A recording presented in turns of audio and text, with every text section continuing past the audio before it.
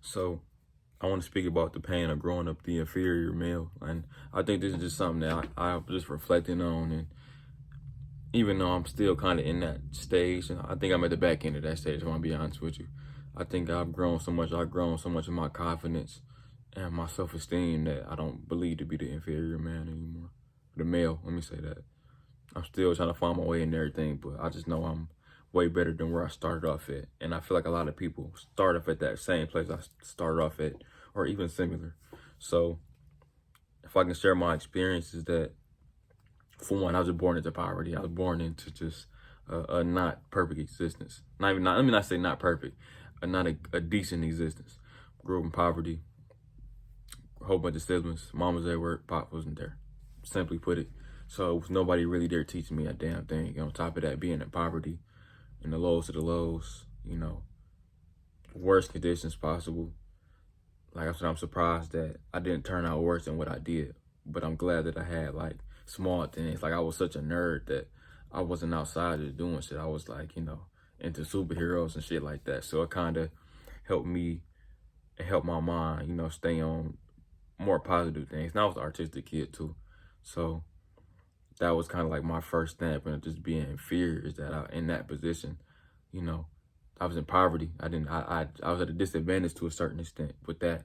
And then as I got older, I started going to my young, teenage years. And, you know, that's when kids started to get mean, real mean. And I realized I started getting bullied. And I realized that kind of my parents didn't really teach me anything, no type of values, to not even have a backbone. So I let people walk all over me.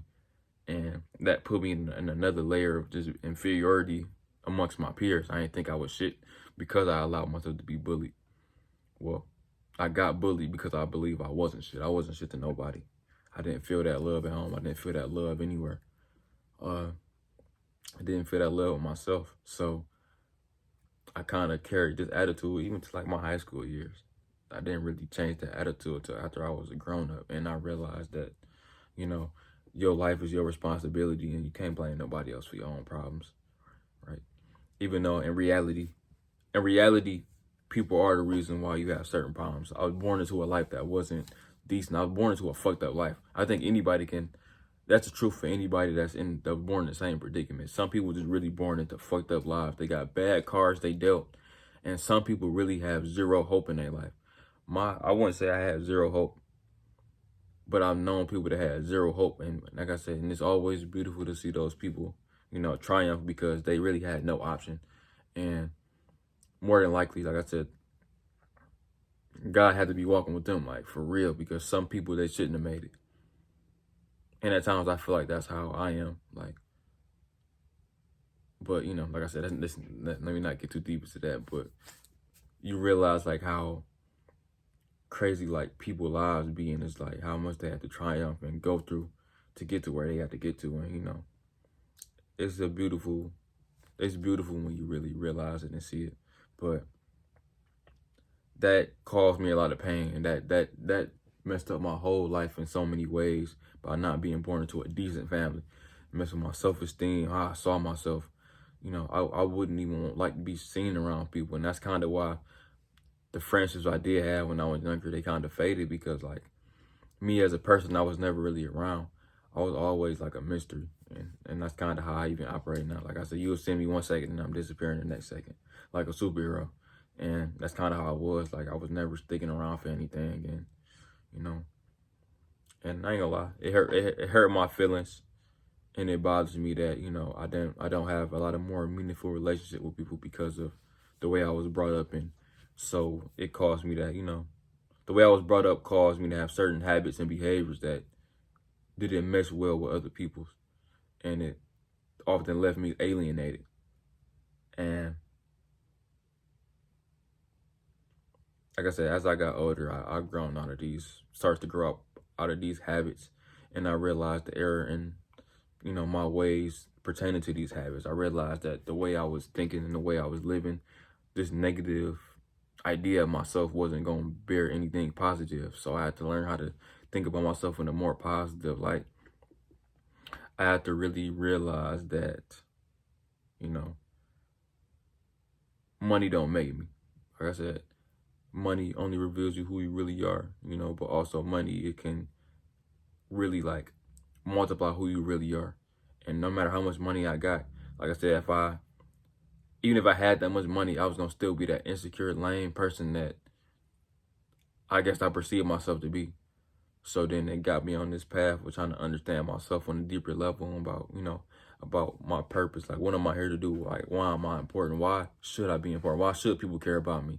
Really trying to get to the deeper answer. Like, why should anybody care about you? Right now, in the perfect world, everybody should care about somebody. And, people should care about you. But we in a world that I think personally as a dude, they want you to provide value. You got to provide something. And to a certain extent, that do make me sad that I feel like I gotta perform for people to care about me. But at the same time, I think that's kind of what's needed.